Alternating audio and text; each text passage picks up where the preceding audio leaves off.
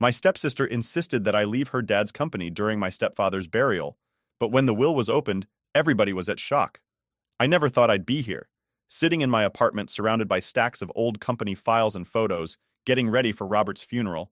Robert, my stepfather, the man who somehow managed to be both a rock and a thorn in my side for most of my life. It's weird how death makes you look back on everything. Like, every moment you thought didn't matter suddenly has meaning. It's been a whirlwind, honestly. One second I'm filing reports for R&L Enterprises, making sure everything's running smoothly. The next I'm digging through old photos and trying to figure out what to say at his service. I don't even know how I'm supposed to feel about all this. I mean, do you just forget all the crap because the guy's gone? Or do you carry that weight forever? I guess I should start from the beginning. I was 9 when my mom, Anna, married Robert. It was a small, simple wedding. Nothing fancy. I remember her looking beautiful in this basic white dress. She was so hopeful, like this was her fresh start. Robert, on the other hand, looked like he was walking into a business meeting. Black suit, straight face, barely cracked a smile. I should have known right then what kind of guy he was. Robert wasn't your typical stepdad. No warm hugs or, "I'm so glad to have you in my life" speeches. Nah, he was all about structure and discipline. I could never figure out if he just didn't know how to deal with a kid that wasn't his, or if he really just didn't care. He was always watching, always judging. I remember the way his eyes would narrow at me like I was constantly doing something wrong, even when I wasn't doing anything at all. Growing up with him wasn't exactly a walk in the park. Every little thing I did seemed to irritate him. My grades? Not good enough. How I dressed? Needed improvement. Even the way I held my fork at dinner was a problem. "You need to work harder, Lena," he'd say. "The world isn't kind to slackers." And yeah, I get it now. He thought he was preparing me for the harsh realities of life. But back then, it just felt like he was being mean. Our family vacations were anything but relaxing. Robert planned everything down to the minute. We once got to a museum 15 minutes late, and he was pissed for the rest of the day. No joke. It was like we had committed some kind of crime. He couldn't handle things not going exactly as planned. I hated those trips. They weren't about having fun or making memories. They were just another way for Robert to show us how things should be done properly. When Sophie was born, everything changed. I remember standing outside the hospital room, peeking in through the glass. My mom looked exhausted but happy, cradling this tiny little baby. And Robert? He had this huge grin on his face, the kind I'd never seen before. It was like someone had flipped a switch. Suddenly, he was this proud, doting father. For a 9-year-old, that moment stuck. I thought, oh, maybe this is it. Maybe things will get better. But instead, it was like Sophie's arrival just highlighted all the ways I was falling short. She was perfect in his eyes. And well, I wasn't. From the beginning, Sophie could do no wrong. She'd cry, and Robert would rush to her side, cooing and comforting her. Meanwhile, I'd sit there watching, wondering why he never had that kind of patience for me. When I was upset, it was always, "Lena, stop whining," or "get over it." But with Sophie, everything was different. As she got older, the favoritism became more obvious. Sophie's achievements, no matter how small, were celebrated like she'd just won an Olympic medal. She'd scribble a drawing, and Robert would stick it on the fridge like it was a masterpiece. I remember bringing home a report card with straight A's once, and all I got was a nod and a quick, "keep it up." No fridge space for my accomplishments. It's not that I hated Sophie. She was just a kid, after all. But it was hard not to resent her when every part of our life revolved around her. Birthday parties were a prime example. I still remember my 10th birthday. Robert gave me a card and a small cake. We had dinner at home, just the 3 of us. Nothing special. But for Sophie's 5th birthday, he rented out an entire play center. There were balloons, games, a magician, and every kid from her class was there. I remember sitting in the corner watching her blow out the candles, feeling invisible. And it wasn't just birthdays. Even day-to-day life was different. Sophie would mess up, spill her milk, or forget to do her homework, and Robert would just laugh it off. "She's learning," he'd say.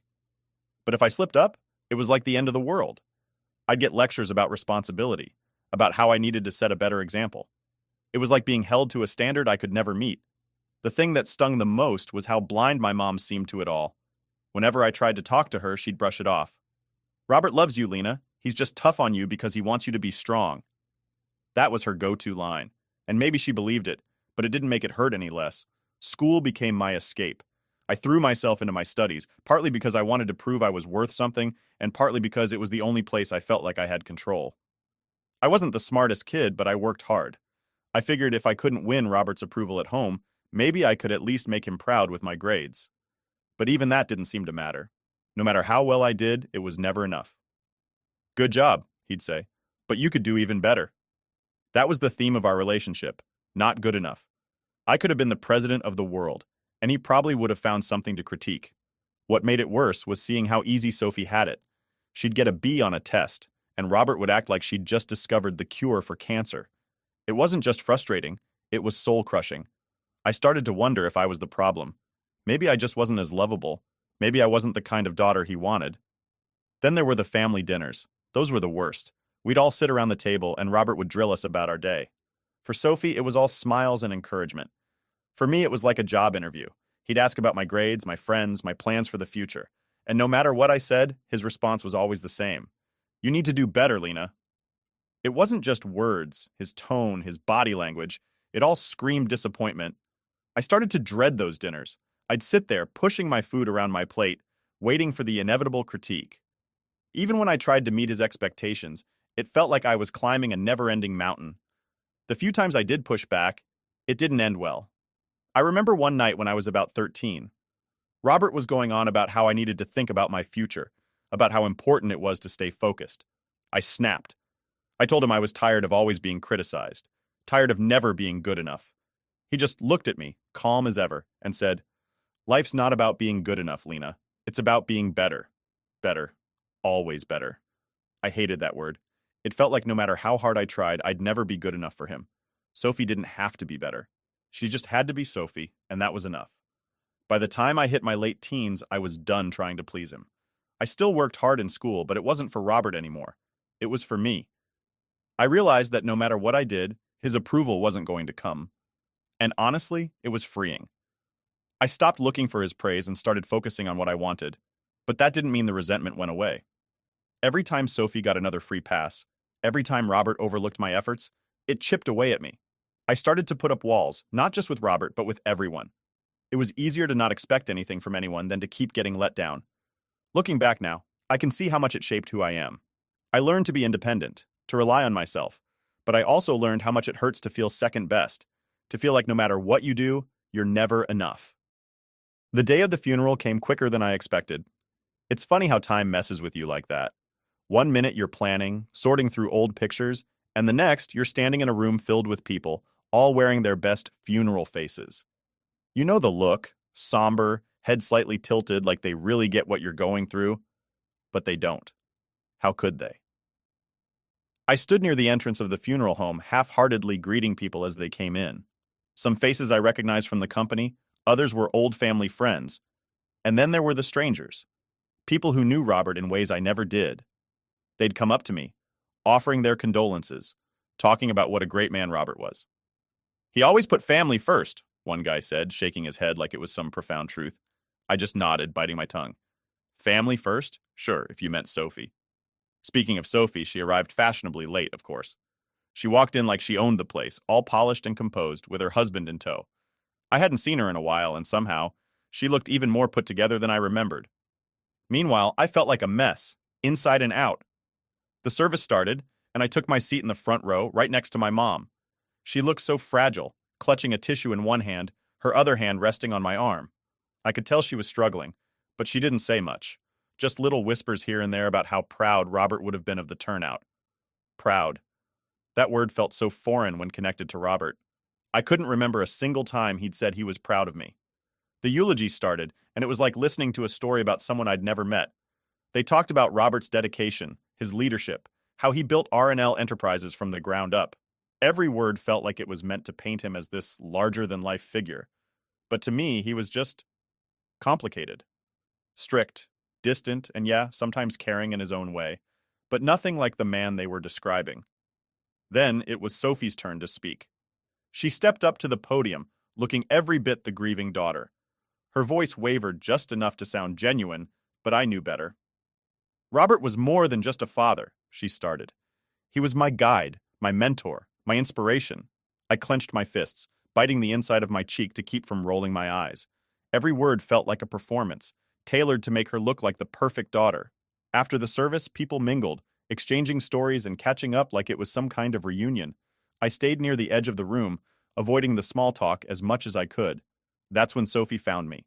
She pulled me aside, her expression serious but calm, like she was about to deliver some life-changing news. "We need to talk," she said, her voice low but firm. I followed her to a quieter corner, half expecting some heartfelt attempt at reconnecting. Maybe she'd acknowledge the distance between us, the years of unspoken tension. But no, that would have been too much to ask. "Lena," she began, folding her arms across her chest, "I think it's time we discuss the company." I frowned, caught off guard. "The company?" "Yes," she said, her tone matter-of-fact. "Robert would have wanted me to take over. I mean, it's the logical choice." Logical? I stared at her, trying to process what she was saying. "Sophie, what are you talking about? We haven't even read the will yet." She shrugged, as if the details didn't matter. "Come on, Lena. You've always known this was coming. I've been preparing for this my whole life.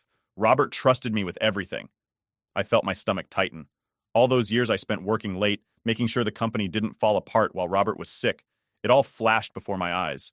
And now Sophie was standing there, acting like it was a given that she'd take the reins. "I don't think it's that simple," I said, trying to keep my voice steady. Sophie's eyes narrowed, and for a moment, her polished exterior cracked.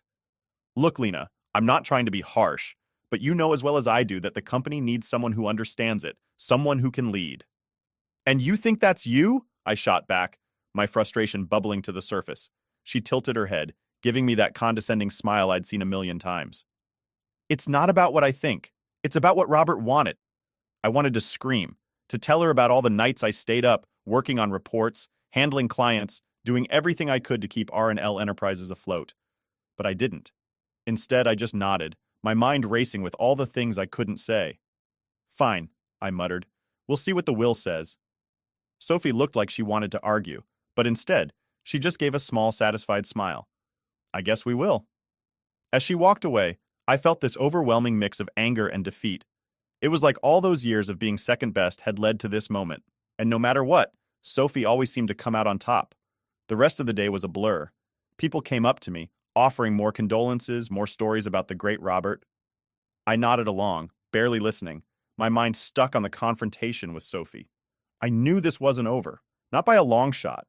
By the time I finally got home, I was exhausted. I sank into the couch, replaying the day in my head. The service, the eulogies, Sophie's words, they all felt like pieces of a puzzle I couldn't quite fit together. I knew I had to brace myself for what was coming next, because if there was one thing I was sure of, it was that Sophie wasn't going to back down without a fight. The day of the will reading felt like one of those slow-motion moments in a movie.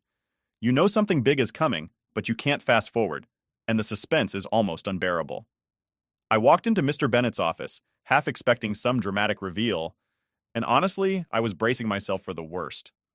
Sophie was already there, sitting in one of those leather chairs like she owned the place. Her face was calm, but I knew her well enough to catch that little smirk hiding underneath. I nodded at her, keeping my expression neutral, and took a seat. The room felt stuffy, like the air was heavy with everything left unsaid between us. Mr. Bennett sat behind his big oak desk, a stack of papers neatly arranged in front of him. He gave us a polite smile, but his eyes were serious. "Thank you both for coming," he began, shuffling the papers as he spoke. "I know this is a difficult time." Difficult was putting it lightly. My heart was pounding, and I could feel the tension radiating from Sophie. She didn't bother with small talk, cutting straight to the point. "Let's get this over with," she said, leaning back in her chair. "I have plans for the company, and I'd like to start as soon as possible." Plans for the company. The words stung. She was acting like it was already hers, like the decision had been made before we even stepped into that room. I bit my tongue, deciding to let Mr. Bennett do his job. He cleared his throat and started reading the will, his voice steady and professional. At first it was the usual stuff. Funeral arrangements, personal belongings. My mind was only half listening, waiting for the part that really mattered. Sophie, on the other hand, was sitting there with this air of confidence, like she knew exactly what was coming. And then it happened. "I, Robert Davis, being of sound mind and body, hereby leave my entire estate, including all shares and control of R&L Enterprises, to my stepdaughter, Lena Davis." For a second I thought I'd misheard. I blinked, trying to process the words. My heart stopped, and the room went dead silent. Sophie's smirk vanished in an instant, replaced by a look of shock and pure disbelief. "What?" she blurted out, leaning forward in her chair. That can't be right." Mr. Bennett stayed calm, nodding as he continued. "It's all here, in writing. Robert was very clear about his wishes. Sophie's face turned red, her hands clenching into fists. This is ridiculous, she snapped. I'm his daughter. The company should be mine. I sat there, stunned, my mind racing. I couldn't believe it. After all these years of feeling like I was never good enough, like I was always second place, Robert had left everything to me. It didn't make sense. Why would he do that? Sophie wasn't done. This has to be a mistake, she said, her voice rising. Lena couldn't possibly handle the company. She's just a placeholder. The words hit hard, but before I could say anything, Mr. Bennett spoke up. There's no mistake, he said firmly. Robert made this decision after careful consideration. He even left a letter explaining his reasoning. He reached for an envelope, handing it to me. My hands shook as I took it, my eyes scanning the familiar handwriting. You can read it later, Mr. Bennett said gently. But for now, you both need to understand that this is final. Sophie's eyes narrowed, her voice dropping to a dangerous level. You think you're going to just waltz in and take over? You think you can run the company without me? I met her gaze, feeling a mix of anger and determination rising in my chest. I didn't ask for this, Sophie, but if Robert trusted me with it, then I'm going to do my best. Her laugh was bitter. Your best? That's a joke. You'll ruin everything. I could feel the heat in my cheeks, but I refused to back down. We'll see about that. Sophie stood abruptly, grabbing her purse. This isn't over, she hissed before storming out of the room. The door slammed behind her, leaving me alone with Mr. Bennett. The silence was deafening, the weight of what had just happened sinking in. I took a deep breath, trying to steady myself. I know this is a lot to take in, Mr. Bennett said softly. But Robert believed in you, Lena. He saw something in you that maybe even you didn't see. I nodded slowly, still clutching the letter. I don't understand why he'd do this. Mr. Bennett gave me a small, understanding smile. Maybe the letter will help. I thanked him and left the office, the envelope feeling heavy in my hands. Outside, the world felt different. Everything had shifted in the span of a few minutes, and I wasn't sure how to feel about it. Part of me was relieved, another part overwhelmed.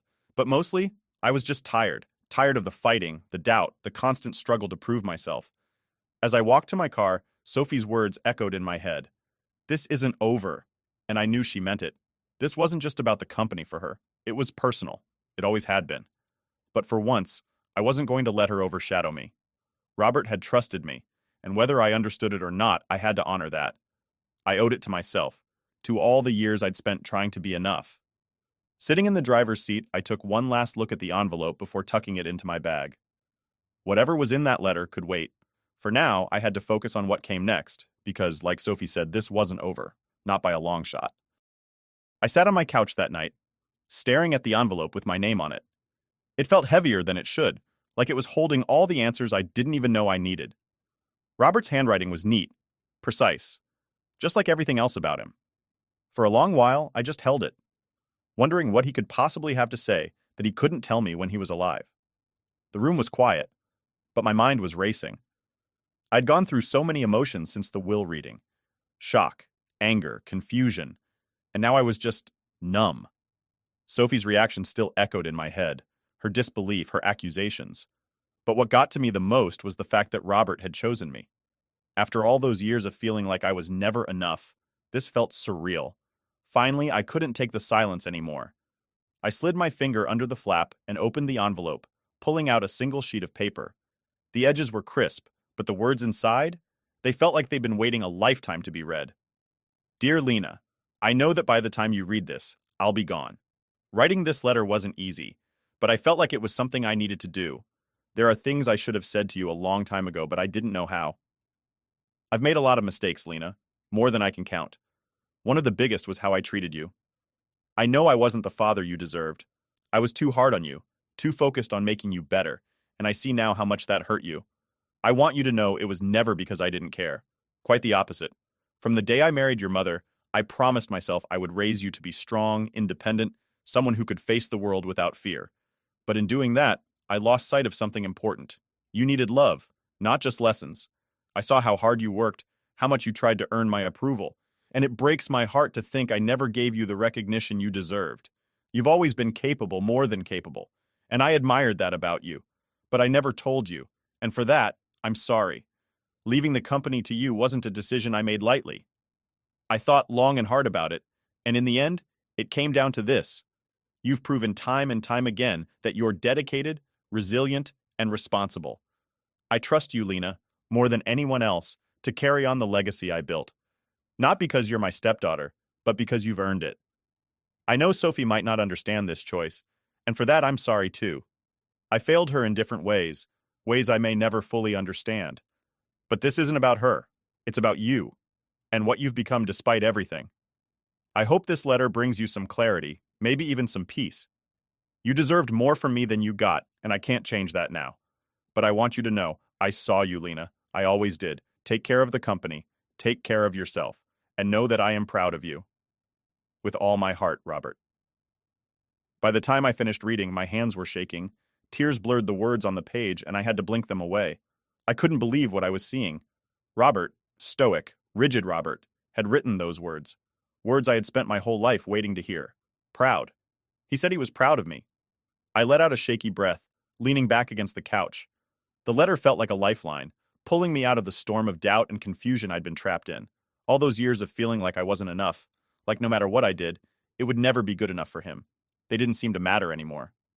I thought about the nights I spent at the office, the times I stayed up late to make sure everything was perfect, hoping he'd notice. And he had. Maybe not in the way I wanted back then, but he had noticed. For the first time, I felt a strange mix of relief and sadness. Relief because I finally knew how he felt, and sadness because it took him dying for me to hear it. There was so much I wanted to say to him, so many questions I wanted to ask, but now it was too late. I folded the letter carefully, placing it back in the envelope. It wasn't much, but it was something. It was more than I ever thought I'd get from him. As I sat there, the weight of everything started to settle. The company, Sophie, the legacy Robert left behind, it all felt daunting. But for the first time, I felt like I could handle it. Not because I had to, but because I wanted to. Because Robert believed in me. I didn't know what the future held, but I knew one thing. I wasn't going to let his trust in me go to waste.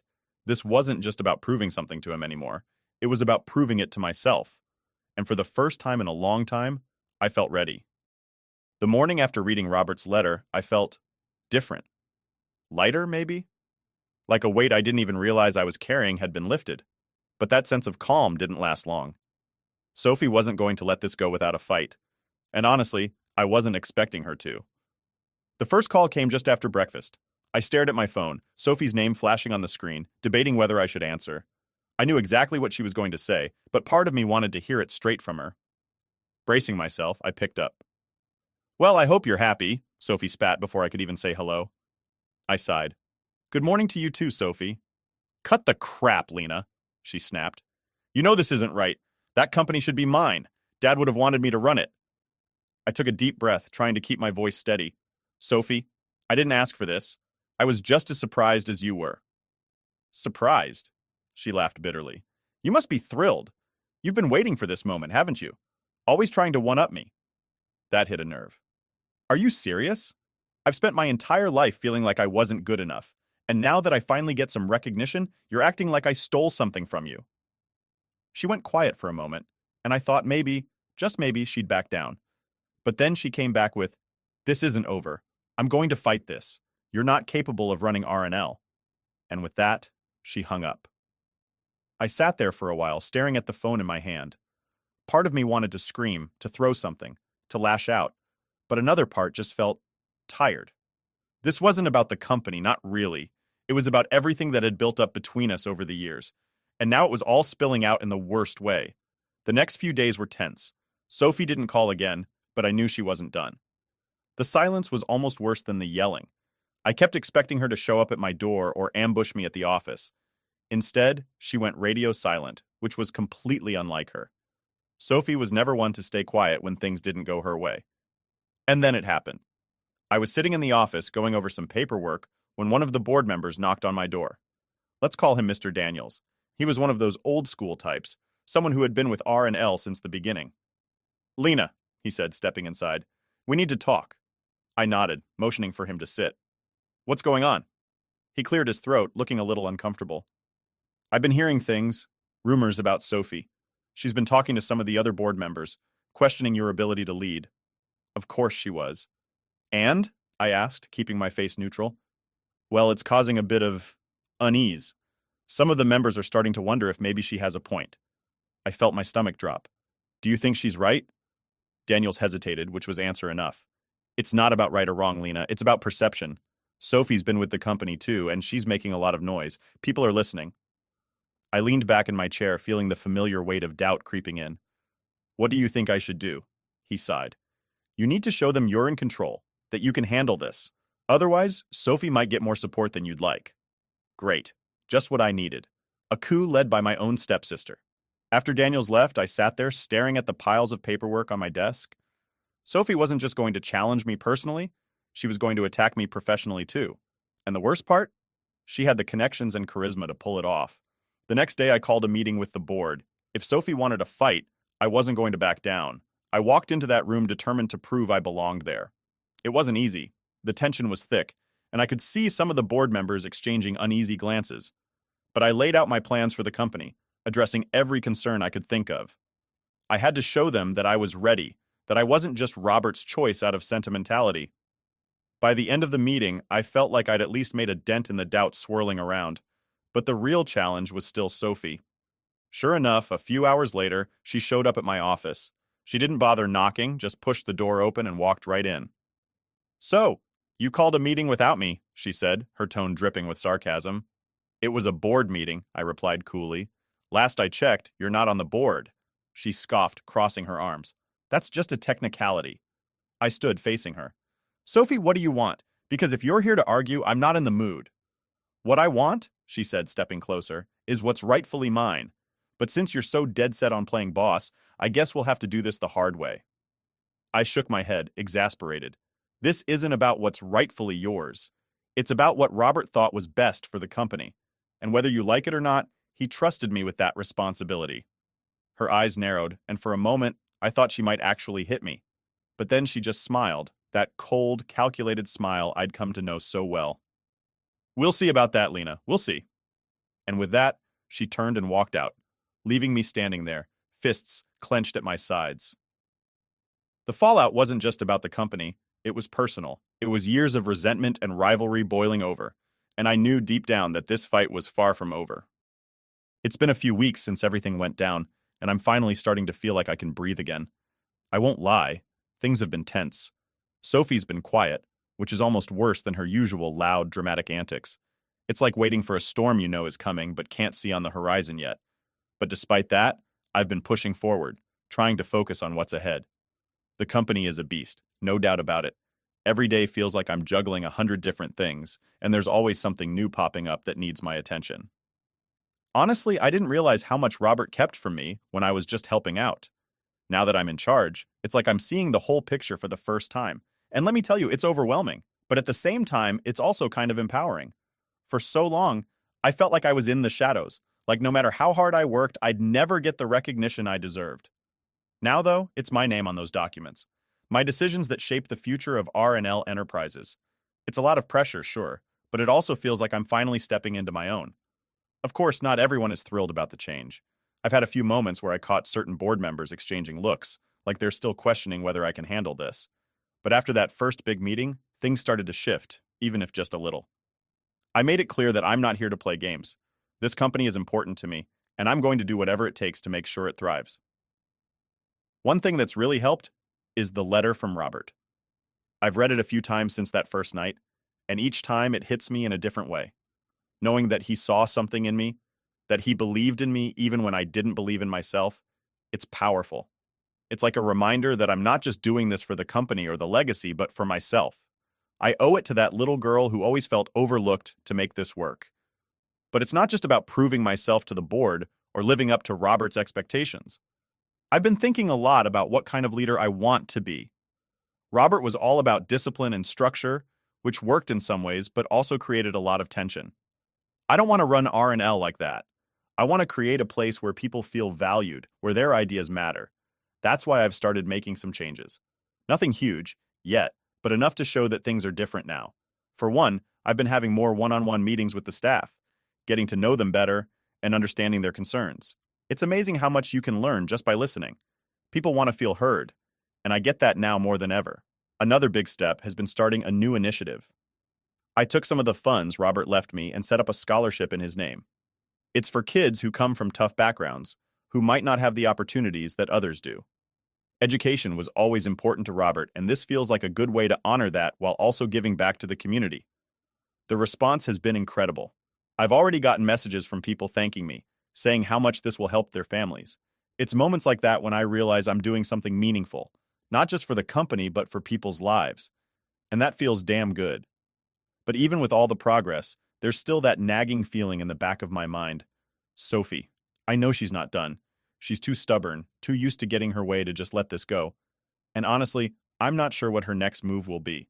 Maybe she's plotting something behind the scenes, or maybe she's just waiting for the right moment to strike. Either way, I'm ready for whatever comes next. In the meantime, I'm focusing on the positives. The company is stable, the staff seems to be warming up to me, and for the first time in a long time, I feel like I'm in control of my own destiny. It's a weird feeling, especially after spending so much of my life trying to meet other people's expectations. Now it's about what I want, what I think is right, and what I want is to build something lasting. Something that not only honors Robert's legacy, but also creates a future I can be proud of. It won't be easy, I know that, but nothing worth having ever is.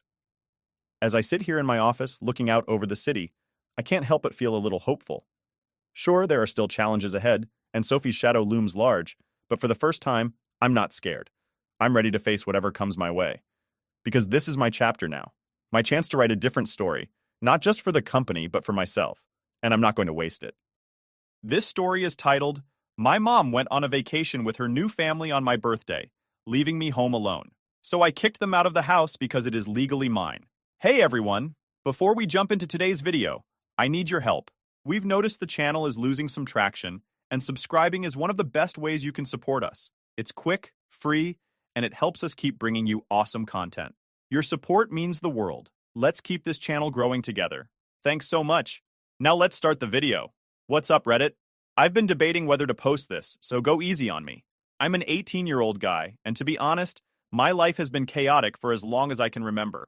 This isn't a cry for help. It's about what happened when I finally decided to take control of my life and the house I grew up in. Let's just say things got messy, and not in a fun way. Here's some background. My dad passed away when I was 10.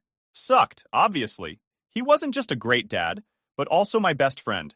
After he died, he left the house we lived in to me and some savings in a trust fund. My grandparents were in charge of the whole deal since I was a kid at the time. The house was meant to be mine legally when I turned 18, but until then, my mom had full access to it because, she was supposed to take care of me. Except, yeah, that didn't exactly go as planned. My mom remarried when I was 12, and things shifted big time. Her new husband, let's call him Steve, not his real name, came with 2 kids of his own. Suddenly, it felt like my mom had started her second life with this new family, and I was just kind of there, like an old piece of furniture they hadn't gotten around to throwing out yet. At first, I tried to make it work. I was 12. What else was I supposed to do? Steve wasn't awful to me or anything, but he wasn't great either.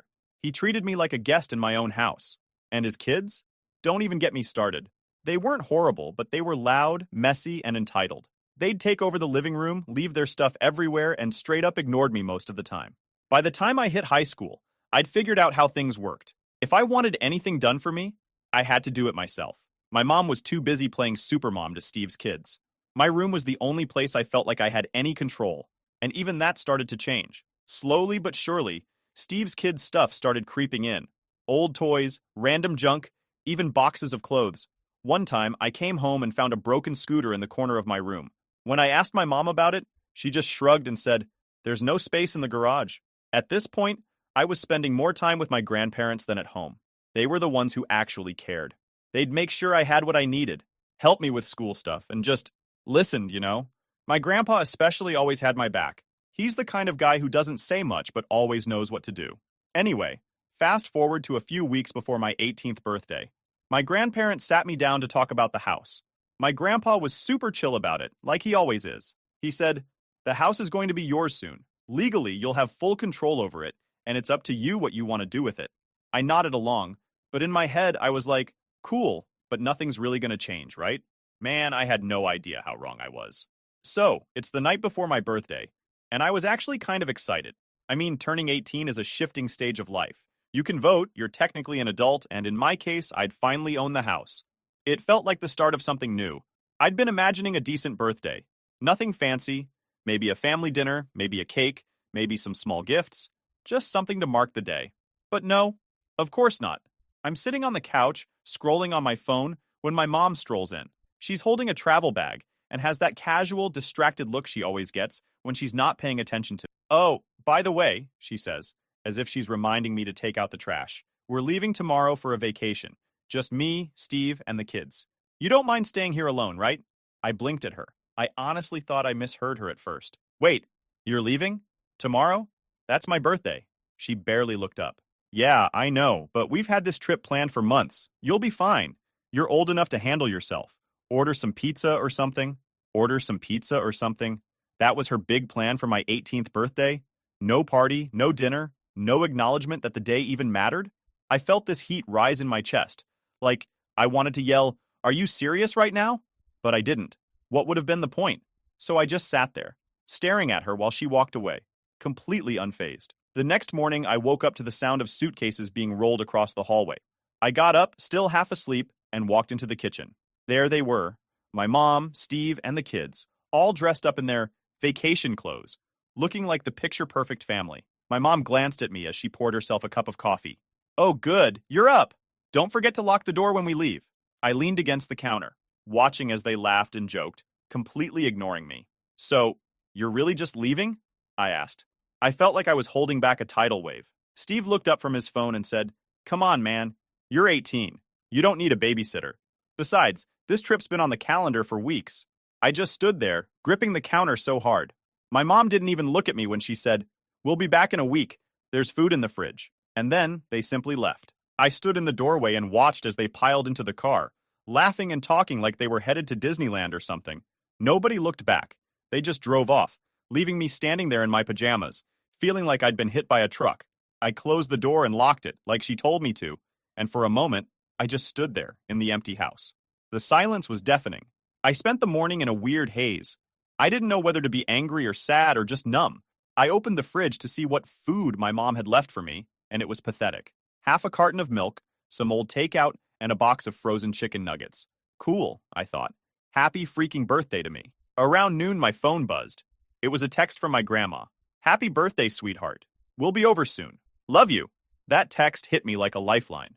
I don't know what I would have done without my grandparents. They showed up about an hour later with a cake, a bunch of balloons, and a gift bag. The second I opened the door, my grandma pulled me into a hug and said, "Happy birthday, my boy." My grandpa followed behind her with a proud smile and a wrapped gift under his arm. They didn't just save my birthday, they saved me. We spent the afternoon in the living room, eating cake and talking. They told me stories about my dad, how proud he'd be of me, and how much he loved me. It was the first time in forever that I felt like I actually mattered to someone. After we'd had cake, my grandpa handed me an envelope. "This is from the lawyer," he said. "It's official now. The house is yours." I opened it, and there it was, the paperwork that made me the legal owner of the house. My grandpa smiled and said, "This is your home now. You're in charge." For a second, I didn't know how to feel. On one hand, it felt good, like really good, to finally have something that was mine. On the other hand, it made me realize just how messed up things had gotten. This house had been my dad's gift to me, a place where I was supposed to feel safe and loved. Instead, it had turned into Steve's playground, where I was treated like an unwanted guest. My grandma must have noticed the look on my face, because she put her hand on my shoulder and said, "You deserve to be happy here. If anyone makes you feel otherwise, remember, you have the power to change that." Her words stuck with me, but I didn't know what to do with them just yet. That night, after my grandparents left, I was lying in bed, scrolling through Instagram, when I saw my mom's post. It was a picture of her, Steve, and the kids, all grinning in matching outfits at some fancy resort. I don't know why I clicked on the comments, but I did. It was full of stuff like, "What a beautiful family," and "You're such an amazing mom," and not a single mention of me. They didn't see me as part of their family. I wasn't their son or their brother. I was just the guy who happened to live in their house. I didn't know what I was going to do yet, but one thing was clear. I wasn't going to keep living like this. This house was mine, and it was time I started acting like it. The day after my birthday, I woke up with this weird mix of determination and dread. Like part of me was ready to take back control of my life and this house, but the other part of me was scared of what that would actually mean. It's not like I'd ever stood up to my mom before. Not really. Most of the time, I just kept my mouth shut because it was easier than dealing with the fallout. But after what happened on my birthday, I couldn't keep doing that. I wasn't just some kid who had to put up with their crap anymore. So I decided to take a hard look at the state of things. Let me tell you, this house was a disaster. The living room, covered in their stuff. Steve's tools, the kids' toys, random junk they hadn't bothered to put away. The kitchen? Gross. But the worst part? My room. I opened the door and it was like stepping into a storage unit. Boxes everywhere. My desk, the one place I used to sit and do my homework, or just chill, was buried under stacks of papers and old magazines, and my bed was pushed to the corner, almost like an afterthought, while the rest of the space was taken over by their junk. I stood there for a minute, just staring at the mess, and I felt something snap inside me. This wasn't a home anymore. It was a dumping ground, and I was done letting them treat it like one. I called my grandparents that afternoon to tell them what was going on. "You've been patient long enough," my grandpa said. "If you want them out, you have every legal right. We'll back you up." Hearing him say that gave me a boost of confidence. I mean, I'd always known the house was legally mine, but having my grandpa, the guy who's always been the backbone of our family, say it out loud made it feel real. Still, I knew this wasn't going to be easy. My mom wasn't just going to pack up and leave because I asked nicely. I needed a plan. My grandparents helped me go through all the paperwork from my dad's estate, just to make sure there wouldn't be any legal surprises. The lawyer confirmed what we already knew. The house was mine, and my mom had no claim to it. If I wanted to, I could issue a formal eviction notice and make them leave. But even with all that on my side, the thought of confronting her made me anxious. "You're doing the right thing," my grandma said. "You deserve to live in a place where you feel respected and cared for. Don't let anyone take that away from you, not even your mother." Over the next few days, I started preparing for what I knew was going to be a battle. I cleaned up as much of the house as I could, partly because I needed something to focus on, and partly because I wanted to remind myself that this was my space. I packed up all the junk they'd left in my room and stacked it in the hallway. I cleared off my desk, rearranged my bed, and put up a couple of photos of my dad that I'd found in an old box. It felt good, like I was reclaiming a little piece of what had been taken from me. But as much as I tried to focus on the positives, I couldn't shake the anxiety. What if my mom refused to leave? What if Steve got involved and made things even worse? I'd seen how they ganged up on me before, turning every argument into some twisted blame game where I was always the bad guy. Still, I knew I couldn't back down. The breaking point came a week later, when they got back from their vacation. I was in the living room when the front door opened, and they all walked in, dragging their suitcases behind them. My mom glanced at me and said, "Hey," like she hadn't just abandoned me on my birthday. Steve was cracking some joke about how expensive the trip had been, and the kids were already arguing over who got to play on the TV first. I just sat there, watching them act like nothing had happened. They just didn't care. Not about me, not about the house, not about anything except themselves. That night, I finally decided I couldn't wait any longer. I walked into the kitchen, where my mom was scrolling on her phone. "We need to talk," I said. She looked up, barely interested. "What's up?" I tried to sound serious. "I want you and your family to move out." Her head snapped up, and for a second, she just stared at me like I'd grown a second head. "What are you talking about?" "This is my house now," I said, trying to keep my voice steady. "Legally, it belongs to me. And I'm done being treated like a guest in my own home. I want you to leave." She laughed, like I'd just told her the dumbest joke she'd ever heard. "You can't do anything. You're just a kid. You can't kick us out. This is our home." "No," I said, my voice sharper now. "It's not. It's mine. Dad left it to me, and I have the paperwork to prove it." That's when Steve walked in. "What's going on?" he asked, looking between me and my mom. "He's trying to kick us out," she said. Steve crossed his arms and smirked. "Good luck with that, buddy. You're not going to make it on your own anyway." He pissed me off, but I tried to keep my cool. "This isn't about you," I said. "It's about me finally taking back what's mine. You have 30 days to pack up and leave. After that, I'll have no problem getting the lawyer involved." My mom stood up, her face red with anger. "You're being ridiculous," she said. "We've lived here for years. Where are we supposed to go?" "That's not my problem," I said, my voice cold now. "You've had years to figure it out. Instead, you treated me like I didn't exist. Now I'm done." What followed was a shouting match I'll never forget. My mom called me ungrateful, selfish, every name in the book. Steve jumped in too, accusing me of being a spoiled brat who didn't appreciate everything they'd done for me. Then she stormed upstairs, slamming doors and yelling loud enough for the neighbors to hear. Steve hung around, pacing the living room like he was trying to intimidate me, muttering things like, "This kid has no idea what he's doing." But I didn't back down. I went to my room, shut the door, and sat on my bed, shaking from all the adrenaline. I kept telling myself I did the right thing, but it was hard not to feel overwhelmed. This wasn't some minor argument. I just stood up to my own mom and told her to pack up and leave. The next morning, the tension was thick. My mom wouldn't even look at me. Steve kept shooting me these smug little looks, like he thought I'd cave any second. The kids, who probably didn't understand what was going on, just ran around the house like usual, leaving their toys and snacks everywhere. By the time my grandparents showed up, I was about ready to lose it.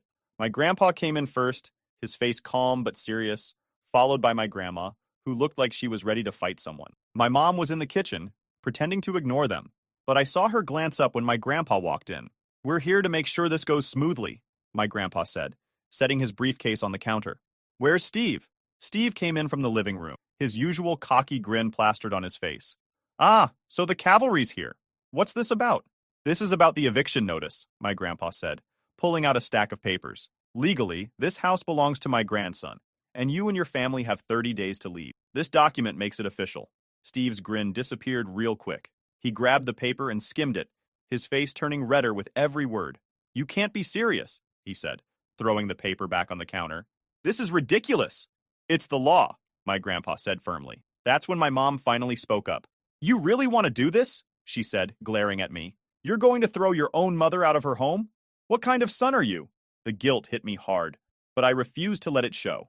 "It's not your home," I said quietly. "It never was. It was Dad's, and now it's mine. You've treated me like a guest here for years, and I'm done. I deserve better." Her face twisted, like she couldn't decide whether to cry or yell. She went with yelling. "You're a piece of shot," she said. "Everything I've done for you, and this is how you repay me? After all the sacrifices I've made?" "Sacrifices?" I shot back, losing my temper.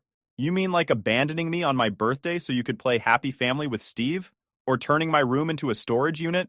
Or acting like I don't even exist half the time?" "Yeah, thanks for all the sacrifices, Mom." The argument went on for what felt like forever. My mom tried every trick in the book, crying, yelling, cursing. Steve jumped in too, calling me ungrateful and saying I'd regret this decision when I realized I couldn't handle living on my own. Even the kids got involved at one point, whining about how mean I was being and how they didn't want to leave. But I held my ground. "You have 30 days, I said, cutting them off. "After that, if you're not out, I'll have no choice but to get the authorities involved. I don't want it to come to that, but I will if I have to." My grandparents backed me up every step of the way. My grandma, who's usually the sweet and quiet type, even stepped in when my mom tried to use my dad against me. "Your father would be so disappointed in you," my mom said, tears streaming down her face. "This is not what he would have wanted." "Don't you dare!" My grandma got sharp. "Don't you dare use his memory to manipulate him. You've taken advantage of that boy and this house for long enough. It's time for you to move on." The rest of the day was a blur. My mom disappeared into her room, slamming the door behind her, while Steve muttered curses under his breath and stomped around the house like a toddler throwing a tantrum. I spent most of the afternoon with my grandparents, going over the legal process and making sure everything was airtight. That night, my uncle came over with a locksmith to change the locks on the doors. My mom didn't even come out of her room to stop him, but Steve stood in the doorway, watching like he wanted to pick a fight. "You really think this is going to work?" he said, crossing his arms. "You're just a kid. You don't know what you're getting into." "Maybe not," I said, meeting his glare. "But I know one thing. I'm not going to let you treat me like crap in my own house anymore." Over the next few weeks, things got even uglier. My mom and Steve refused to pack up their stuff, clearly hoping I'd back down. Instead, they started making life as miserable as possible. The kids left their toys everywhere, blasting the TV at full volume every chance they got. Steve kept accidentally eating the food I bought for myself, and my mom started leaving passive-aggressive notes around the house. "You'll regret this," one of them said. "Family is all you've got." I wanted to scream. I wanted to punch a wall. But instead, I called my grandparents and told them what was happening. "You're doing everything by the book," my grandpa reassured me. "They're just trying to wear you down. Don't let them." By the time the 30-day deadline rolled around, my mom and her family had finally started packing, but it was clear they weren't going quietly. On the last day, my mom gave one final try. "I hope you're happy," she said, as she loaded the last box into their car. "You've torn this family apart." I didn't respond. I just stood there, watching as they drove away, leaving the house and me behind. When the door finally shut, I felt a wave of relief like I'd never felt before. It didn't feel real at first. The house, for once, was completely silent. I just stood there for a few minutes, letting it sink in. For the first time in years, the house was mine. My grandparents came over not long after they left. My grandma pulled me into a hug the second she walked in. "You did it," she said, her voice full of pride. My grandpa nodded behind her. We're proud of you, kid, he said. Standing up for yourself isn't easy, but you did the right thing. We spent the rest of the day cleaning the house from top to bottom, until we got everything back to its place. The first week after they left was peaceful, but it didn't last long. My mom wasn't the kind of person to let things go quietly. She started calling and texting me constantly, alternating between curses and outright threats. Something like, "Don't think I won't take you to court over this." At first, I ignored her, but the texts kept coming, and the things she said started to get under my skin. I wasn't doing anything wrong. I knew that. The house was legally mine, and I had every right to reclaim it. But still, the way she talked made me second-guess myself. I called my grandparents to tell them what was going on, and they immediately stepped in to help. My grandpa got in touch with a lawyer who handled my dad's estate, and we went over everything again to make sure we were on solid ground. You're doing everything by the book, the lawyer reassured me. She doesn't have a leg to stand on. That gave me some peace of mind, but the stress was still there. My mom wasn't just trying to get to me, she was also dragging the rest of the family into it. She started spreading rumors among my extended relatives, painting me as some heartless, ungrateful son who had thrown his own mother out onto the street. At first, I didn't even know it was happening. I started getting random texts and calls from aunts and cousins I hadn't talked to in years, all of them asking me what was going on. So I sat down with my grandparents and some of my closer relatives to explain everything. I told them about the neglect, the clutter, the way she abandoned me on my birthday. I even showed them the legal paperwork proving the house was mine. My uncle, who's always been blunt, didn't hold back. She's been using you in this house for years, he said. It's about time someone stood up to her. Word started spreading, and eventually the tide turned. Some relatives still believed my mom's version of events, but the ones who mattered most had my back. My uncle even confronted her at a family gathering, calling her out for the way she'd treated me. You abandoned him on his birthday, he said, loud enough for everyone to hear. And now you're playing the victim? Give me a break. Not long after that, my mom showed up at the house unannounced. She banged on the door like she was trying to break it down. When I opened it, she launched into a full-blown rant. Let me in, she yelled. This is my home too. Where are we supposed to go? I stood there, trying to stay calm. It's not your home, I said firmly. It's mine. Legally. You've had years to figure out your situation, but instead, you treated this place like a free ride. Now it's time for you to move on. She tried to push past me, but my grandpa, who happened to be visiting that day, stepped in. Her tone shifted from anger to full-on rage, her face contorting like she was about to explode. Are you freaking serious right now? She screamed, jabbing her finger toward my grandpa. This is your fault. You've always hated me, haven't you? You've been waiting for this moment to turn my own son against me, you old bastard. My grandpa, as calm as ever, didn't flinch. This isn't about me, he said evenly. This is about you, and the choices you've made. You've taken advantage of him in this house for long enough. It's time to move on. But she wasn't done. Move on? Move on to what, huh? A cardboard box? You think you're so high and mighty with your little speeches, but you're nothing but a bitter old man sticking your nose where it doesn't belong. My grandpa raised an eyebrow but didn't engage. You've made your bed, he said. Now you have to lie in it. That only made her more furious. She turned to me next. You're just like him, she spat, her eyes wild. A selfish, ungrateful little brat. I hope this all blows up in your face, and when it does, don't come crying to me or to your precious grandpa. She stormed down the driveway, shouting over her shoulder. And you, she yelled at my grandpa, pointing at him. You're a miserable old fool who ruined everything. I hope you're happy, you piece of crap. I stood there, my chest tight, watching her leave. It hurt more than I wanted to admit, hearing those words thrown at the one person who had always had my back. But as my grandpa put a reassuring hand on my shoulder, I reminded myself that I wasn't doing anything wrong. In the weeks that followed, things finally started to settle down. My grandparents and I spent more time together, cleaning, redecorating, and turning the house into a place I could truly call home. My uncles and aunts pitched in too, helping with repairs and offering advice on how to manage everything on my own. The house wasn't just a house anymore. It was my sanctuary, a place where I could build my future and honor my dad's memory. Every time I walked through the door, I felt this deep sense of pride and gratitude. Honestly, I feel like I got some scars from all this, and not the kind you can see. I always thought turning 18 meant freedom and starting fresh, but no one ever tells you how complicated and messy it can be. I didn't expect the adult world to suck this much, and I definitely didn't expect to face all this drama just to feel like I had a place to call home. It wasn't easy. Like, not even close. There were so many moments where I wanted to throw in the towel and let them win.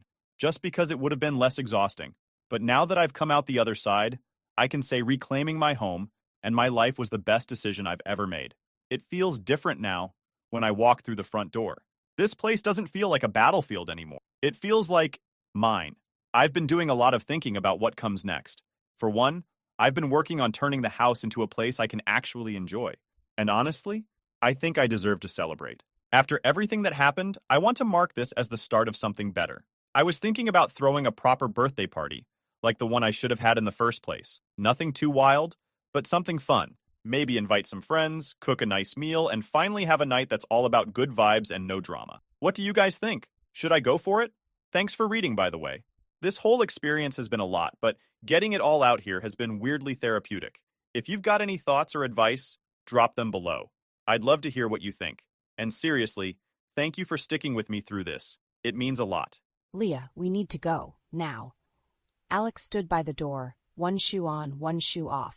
His phone buzzed on the counter, a jittery reminder of his mother's panicked voice moments earlier. Did she say what happened? I asked, rushing to grab my keys. No, just that everything's out on the lawn and she needs us. Sounded off, Leah. Really off. We sped through the quiet streets, my heart drumming in sync with the pulsing engine.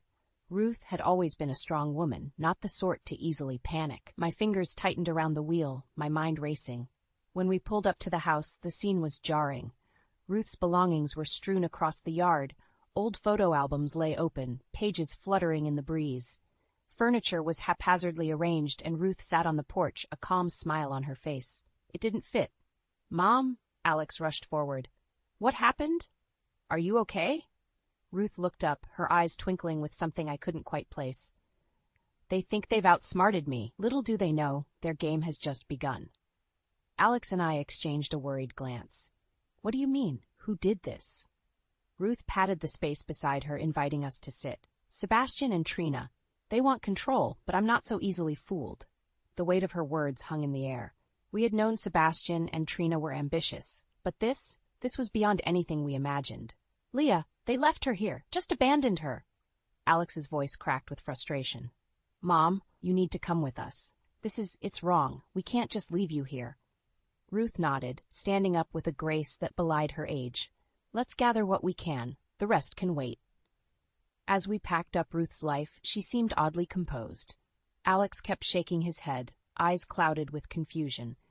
I couldn't shake the feeling that there was more to the story. Ruth's cryptic comment about the game had unsettled me deeply.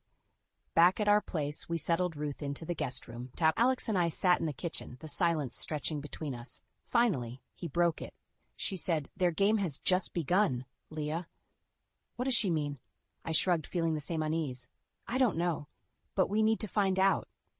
Ruth's presence changed the dynamic of our home completely. She acted as though nothing unusual had happened, her demeanor eerily serene.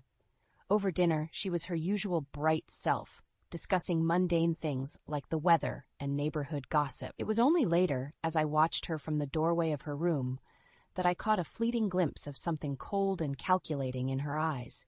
It disappeared almost as soon as it appeared.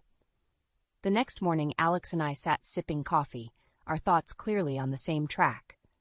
We need to talk to Sebastian and Trina, I suggested. Agreed, but let's do it carefully. They won't confess easily. Leah, I just want a family that's close. I thought moving back here would bring us together. His voice was laced with disappointment. I reached out, giving his hand a reassuring squeeze. We'll figure this out. We will. Days turned into a blur of whispered conversations and silent tensions. Alex set up a meeting with Sebastian. Meanwhile, Ruth continued her cryptic hints, always stopping just short of revealing her full hand. One night, as I walked past Ruth's room, I heard her murmur, "The pawns are in place." Yet my blood ran cold. Something serious was unfolding, and we were right in the middle of it. As we prepared to face Sebastian, a mixture of dread and determination settled in my chest. This wasn't just about Ruth anymore. It was about uncovering the truth, protecting our family, and maybe playing a game we hadn't known we'd entered. And I was ready to win.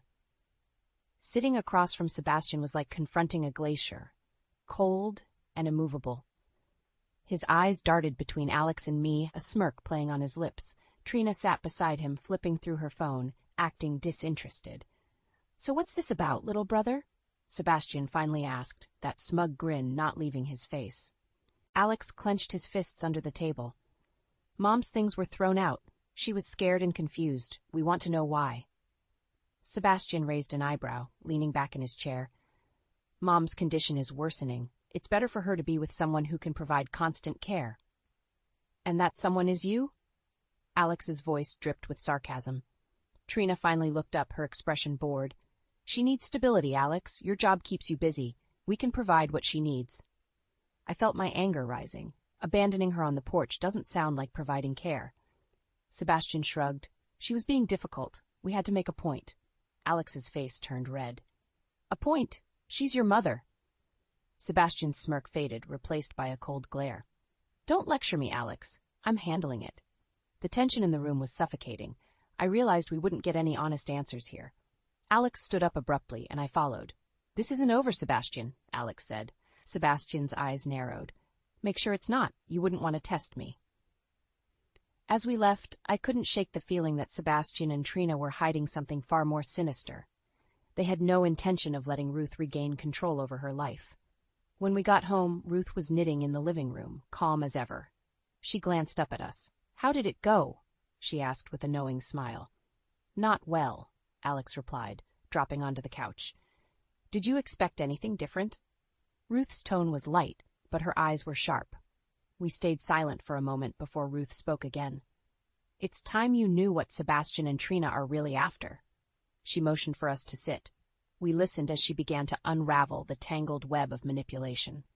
Sebastian and Trina had been planning this for a long time. Ruth's assets, her will, everything was part of their strategy to secure control. They think I'm losing my mind, Ruth said with a hint of amusement. But I've been keeping tabs on them. They've underestimated you, I said, admiration creeping into my voice. Ruth nodded. Their greed will be their undoing. That night, Alex and I lay in bed, staring at the ceiling. We need a plan, he said quietly. I turned to him. We need to protect her and expose them. In the following days, we set our plan into motion. Ruth handed over documents, receipts, anything that tracked Sebastian and Trina's moves. Every revelation fueled our resolve. One evening, our doorbell rang. It was Trina, holding a box of Ruth's things. Mom left these at the house, she said sweetly. She's not your responsibility anymore, Alex snapped. Trina's eyes glinted. We'll see about that. As she left, I exchanged a look with Alex. The battle lines were drawn. Their game was cruel, but we were ready to fight back. Ruth's quiet strength bolstered our determination. We'd protect her from this twisted game and bring Sebastian and Trina's plans crashing down. The stakes were high, but like Ruth said, it was they who had miscalculated. Every weekend, Alex and I visited Ruth at Sebastian's house. Each time, the hostility from Sebastian and Trina was palpable. One Saturday, we found Ruth alone in the living room, gazing absently out the window. Hi, Mom, Alex said gently. She turned, smiling. Hello, dear. Leah. Sebastian entered, his face darkening at our presence.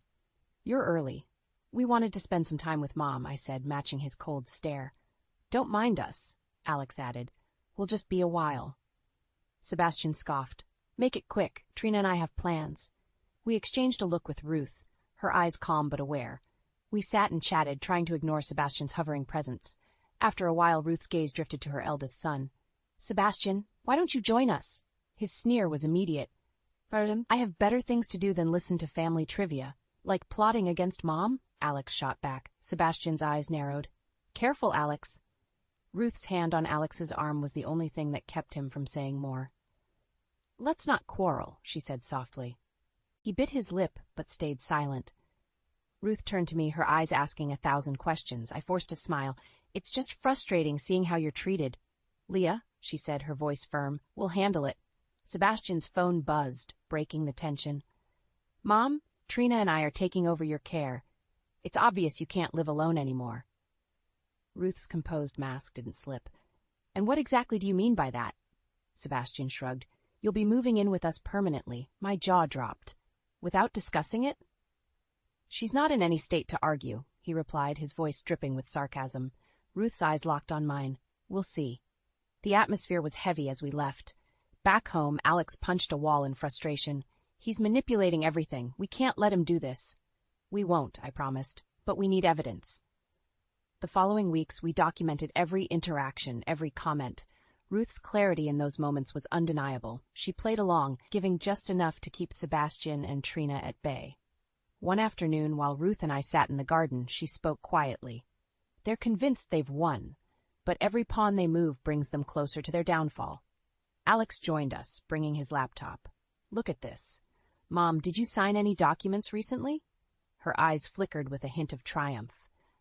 Sebastian tried to force my hand. I signed nothing of importance. That's crucial, Alex said, showing us forged papers. They're trying to make it look like you did. Ruth's smile was frightfully serene. They'll regret underestimating me. Days later, I overheard Sebastian and Trina conspiring. Once she's declared unfit, everything's ours, Trina whispered. Sebastian smirked. It's only a matter of time. I recorded their conversation, my heart pounding. Our proof was building, and with it, our resolve. The next family dinner, Ruth was the picture of serenity. Mid-conversation, she casually dropped, I'll be making some changes to my will. Sebastian's fork clattered to his plate. What changes? Ruth smiled sweetly. To protect myself from unforeseen circumstances. You can't do that, Trina snapped, panic edging her voice. Oh, but I can, Ruth replied, and I will. The dinner ended in frosty silence, but we knew we had them on edge now. That night, Alex and I stayed up late, plans unfurling between us. Ruth wasn't alone in her fight. We were a team, and we aimed to expose every deceit, every betrayal. The game was far from over.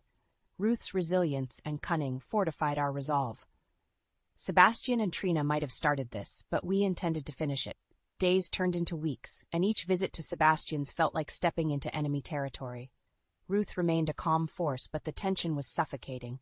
Her serene demeanor only seemed to infuriate Sebastian and Trina more.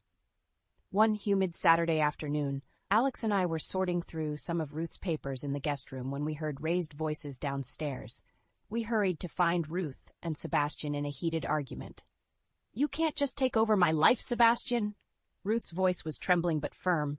You're not thinking straight, Mom. This is for your own good, Sebastian snarled, his face a mask of frustration. Alex stepped between them. Stop this, Sebastian. She's not incapable. You have no right. Trina appeared out of nowhere, her face twisted with a mean smile. You're fighting a losing battle, Alex. Just accept it.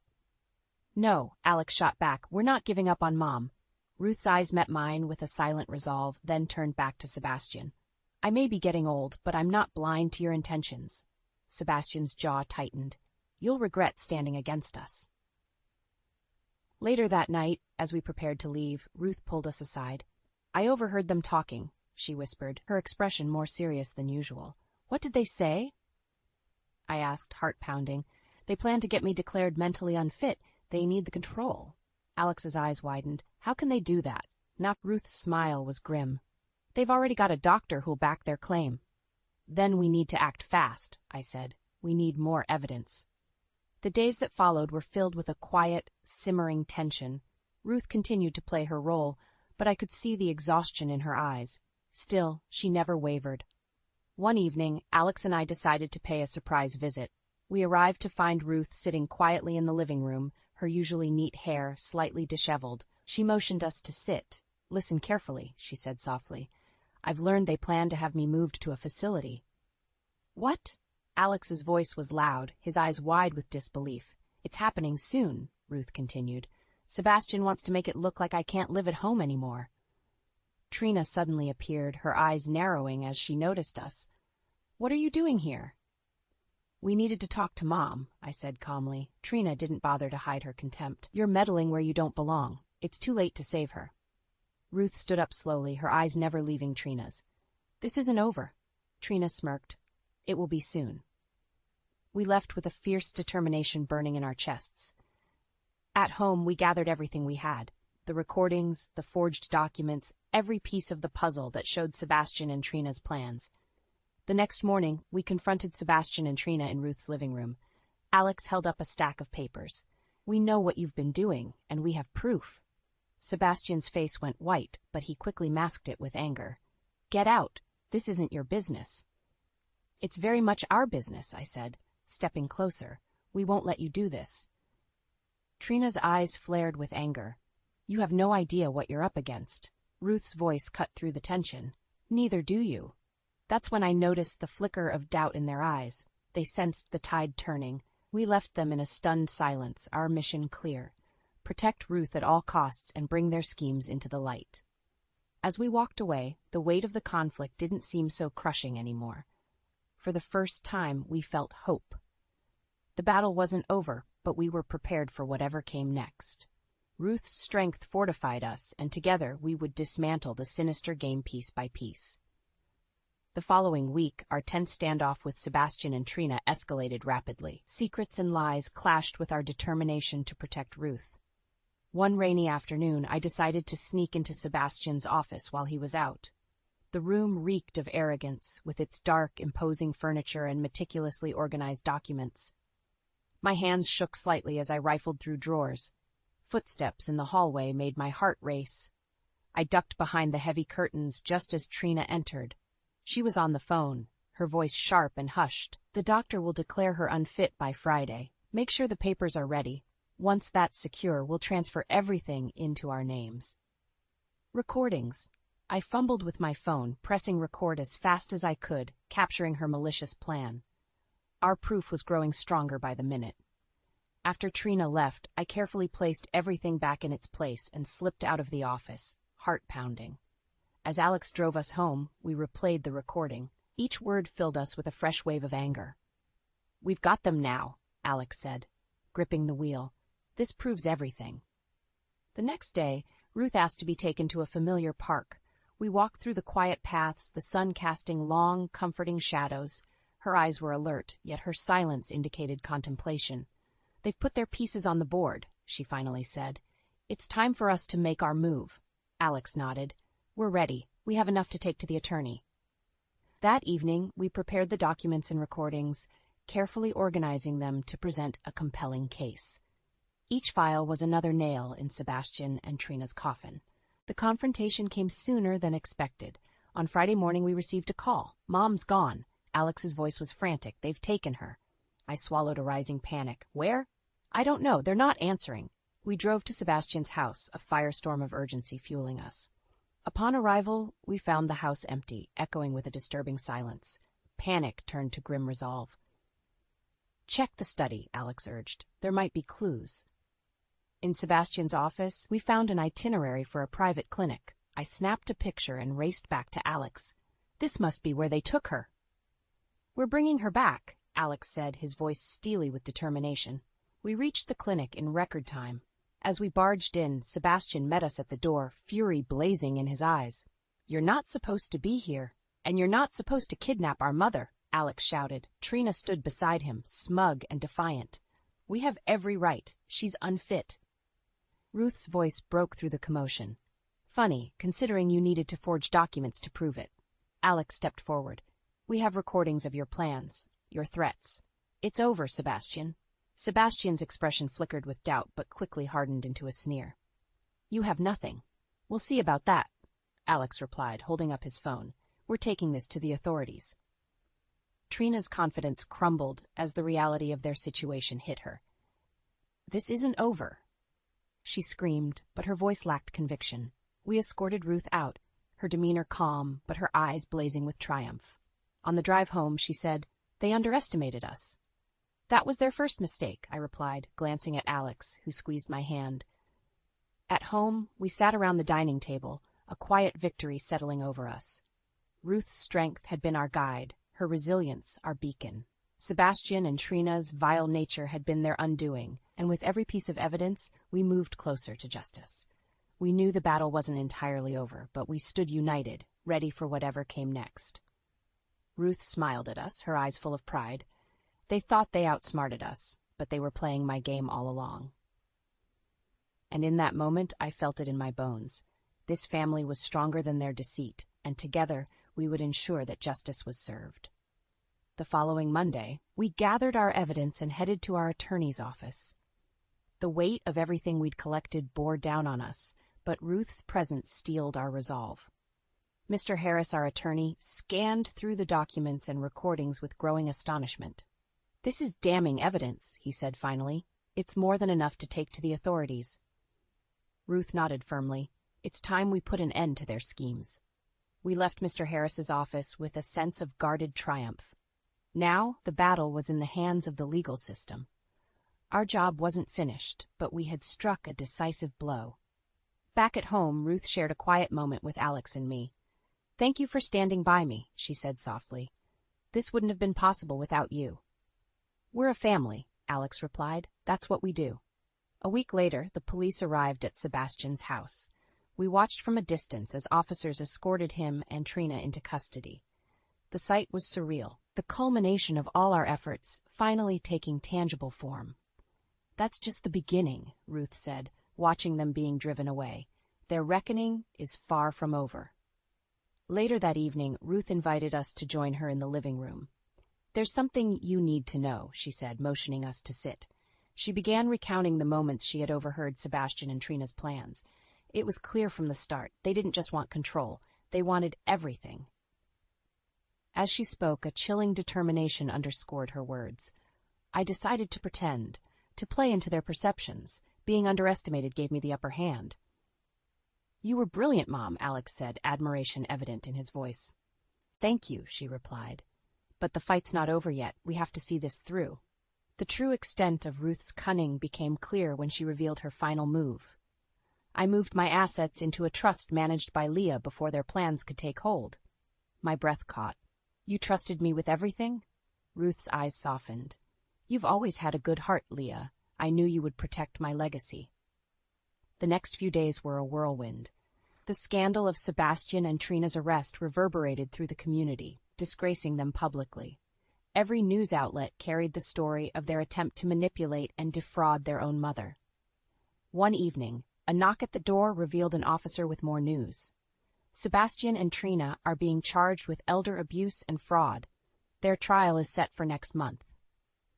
Alex and I shared a look of relief. Finally, justice was within reach. Ruth's eyes sparkled with a renewed vigor. "We'll be there to see it happen." The weeks leading up to the trial were tense, but Ruth's strength anchored us. She remained steadfast, her resolve unwavering. And when the day of the trial arrived, we walked into the courtroom as a united front. Sebastian and Trina looked defeated, far removed from their former arrogance. The evidence we provided painted a damning picture, and their defense crumbled under the weight of their deceit. Ruth took the stand, her testimony a powerful testament to her resilience. "I am not a pawn in their game. I am my own person, and I will not be controlled." The verdict was clear and just, guilty on all counts. Outside the courthouse, the reality of our victory settled in. Ruth turned to us, her eyes filled with gratitude. "We did it." "No, Mom," Alex corrected gently. "You did it. We just followed your lead." Ruth's smile was a beacon of the strength and love that had carried us through. This family is stronger together. They underestimated that, and it was their downfall. As we drove home, a sense of closure enveloped us. Ruth's cleverness and our unity had triumphed over deceit and greed. The battle had been long and arduous, but we emerged stronger, bound by the love and determination that made us a family. After the trial, a tense quiet settled over our lives. But beneath the calm surface, we knew the battle wasn't truly over. Sebastian and Trina might be facing jail time, but there were still loose ends to tie up. One evening, Ruth gathered us in the living room. "There's something more you need to know," she said. Her eyes twinkled with a mischievous glint I hadn't seen before. "What is it, Mom?" Alex asked, curiosity piqued. Ruth looked at us with a sly smile. "I've been planning one last move. Sebastian and Trina think they've hit rock bottom, but they haven't seen anything yet." I blinked in surprise. "What do you mean?" Ruth leaned back in her chair, her demeanor confident. "Their house, their cars, everything they've accumulated using my money, I've already started the process to have it all seized." "They'll have nothing left," Alex said, understanding dawning on his face. Ruth nodded. "Exactly. They need to understand the full consequences of their actions." The next day, we worked with the attorneys to expedite the process. The legal wheels turned swiftly, and soon enough, the foreclosure notices were delivered. Facing both incarceration and financial ruin, Sebastian and Trina were left reeling. A week later, we visited the house one last time. The once intimidating mansion now stood eerily quiet, stripped of its former grandeur. Sebastian and Trina were there, gathering their remaining belongings. As we approached, Sebastian's face twisted with anger. You've taken everything from us. No, Ruth corrected calmly. You did that to yourselves. Trina's face was a mask of hatred. You think you've won, don't you? Yes, Ruth said simply. Not because of what I've taken, but because of what I've protected. Sebastian lunged forward, but the presence of our attorney and a couple of officers kept him at bay. This isn't over, he spat. Actually, it is, Alex said, stepping between us and Sebastian. For you, it's all over. We walked away from the scene knowing that Sebastian and Trina's downfall was complete. Ruth's resolve and our unity had ensured they could no longer harm our family. In the days that followed, the mood in our home lifted. Ruth's trust in us had brought a new level of closeness in our family dynamic. We spent more time together, enjoying the simple moments that had once seemed elusive. One sunny afternoon, we decided to have a small celebration in the backyard. As we set up the table, Ruth smiled warmly at us. This is what family should be, she said contentedly. Alex wrapped his arm around her shoulder. We owe it all to you, Mom. You taught us what it means to be strong. And clever? I added with a grin. Thank you, both of you, Ruth said, her eyes glistening with tears of joy. I wouldn't have come this far without you. Under the amber glow of the setting sun, we sat around the table, toasting to our shared victory and newfound peace. It felt like the dawn of a new chapter, one free from the shadows of betrayal. But as we basked in our moment of happiness, a slight worry tugged at the back of my mind. Would Sebastian and Trina truly give up? Had we really seen the last of their vile nature? Only time would tell.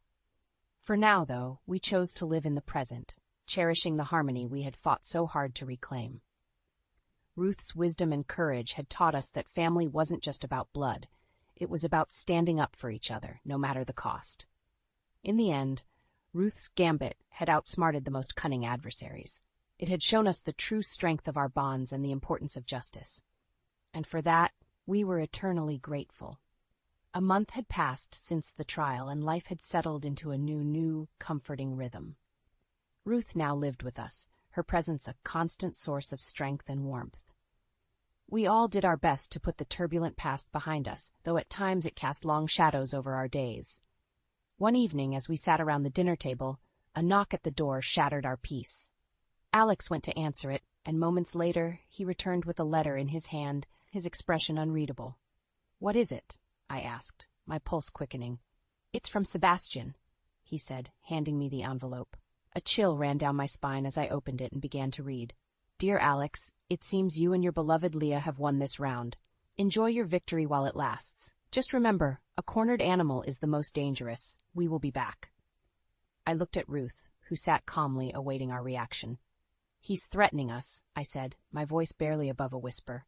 Ruth sighed, her eyes reflecting a mix of annoyance and resolve. "Let them try. We're ready for whatever comes next." True to Ruth's spirit, we continued to live our lives, not allowing Sebastian's ominous message to shake us. We fortified our defenses, both legally and emotionally. Our unity was our strength, and we knew he couldn't break that. One afternoon, Alex and I found Ruth in the garden, tending to her beloved roses. "Mom," Alex said gently, "we need to talk about the future." Ruth looked up, her hands still covered in soil. "What's on your mind?" "We want to ensure that you're always protected," I explained. "Maybe we should formalize the trust and secure everything." Ruth wiped her hands on a cloth and stood up, her expression thoughtful. "You're right. It's time to take the final steps."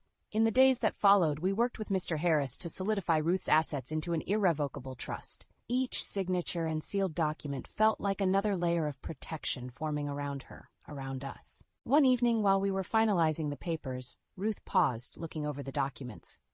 "This isn't just about protecting me, you know," she said, her eyes meeting mine. "It's about protecting what's right, ensuring that deceit never wins." We nodded, understanding and appreciating the gravity of her words. Weeks passed, and the threat from Sebastian faded into a distant memory, though we remained vigilant. As summer gave way to autumn, our new life with Ruth felt more natural, a testament to the resilience we all shared. One crisp autumn morning, Ruth called us into the living room. There, she sat with an old, weathered book on her lap. "I want to read you something," she said, opening the book. Her voice filled the room as she recited a passage about justice, love, and the unbreakable bonds of family. "This is what you've given me," she said, closing the book and looking at us with glistening eyes. "A family that stands together even in the face of adversity."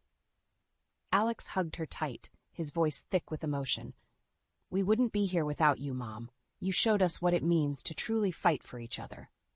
Ruth smiled, a tear slipping down her cheek. "And you showed me what it means to be truly loved and protected." As we sat there, wrapped in the warmth of each other's presence, I realized that this was the true victory. Not just outsmarting Sebastian and Trina, but becoming a family in the fullest sense.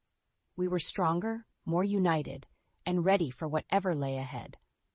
The echoes of past conflicts faded into the background, and we embraced the harmony we had worked so hard to achieve.